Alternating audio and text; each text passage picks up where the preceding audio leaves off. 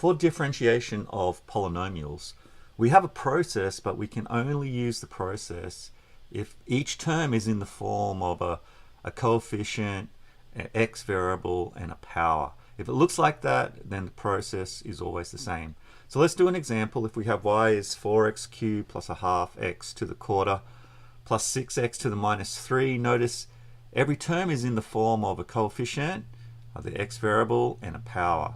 And we don't care what the power looks like or the coefficient looks like, we can apply the process now. So the derivative, dy dx, is equal to, we take the power, we bring it out the front of the term, and when we multiply it, and then we leave the coefficient, the x the same, we subtract 1 from the power, and we have our result. And that's just the process that we do each time. And so the quarter would come out the front, multiplied by the half x, and we take a quarter and we subtract a 1. For the next one, we would take the minus 3 out the front, multiply it by the 6, leave the x the same, have the minus 3, and subtract 1. And so then finishing it off to just make it look nice, 3 fours are 12, x squared, plus a quarter times a half is 1 on 8, x to, we have a quarter minus 1, which turns into minus 3 quarters, minus 3 sixes are 18, x, and negative 3 minus 1 is negative 4. And that's it. We're done with the differentiation of this polynomial. So there are different notations we can use to indicate a differentiation.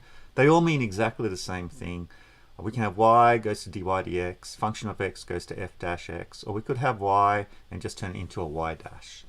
For some special cases, if you have a constant, it just differentiates to 0. So constants disappear when you do the differentiation. When you have just a x to the power of 1, the x effectively disappears and you're just left with the coefficient. You can check these yourself if you want to apply the process to the x variable. So what do we do if it is not in this form where we have a process to do the differentiation?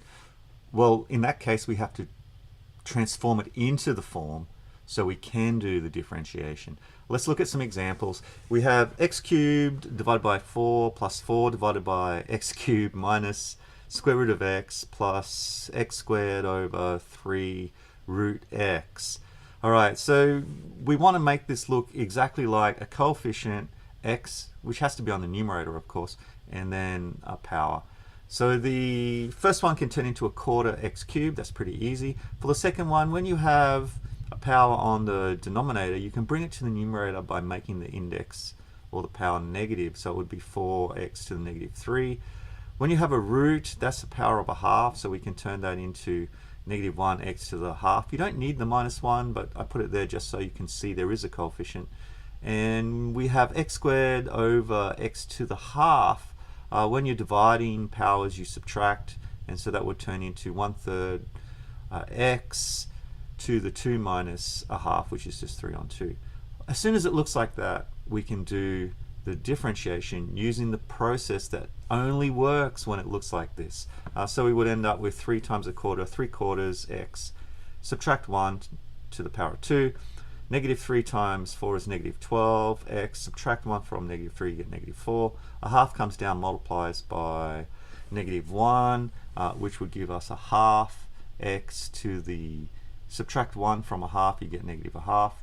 The 3 on 2 comes down, multiplies by the 1/3. The 3's cancel, you're left with 1/2 x to the, subtract 1 from 3 on 2, and you'll get a half. We can tidy that up and make it look like what they gave us if you want, but you can just leave it like it is if you are happy with that. Okay, what if it looks like factors? We have x plus 6 in brackets times 2x minus 1. Can we differentiate that? No! It doesn't look like just terms with a coefficient x to a power. So let's turn it into what we know we can differentiate. So expand the brackets.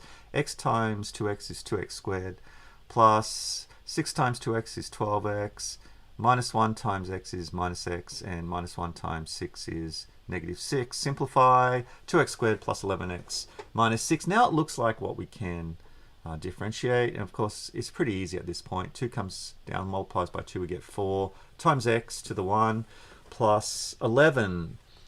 Okay, what if it looked more complicated and we had something like y is x plus 2 in brackets times x minus 1 in brackets, all divided by x to the power of 5?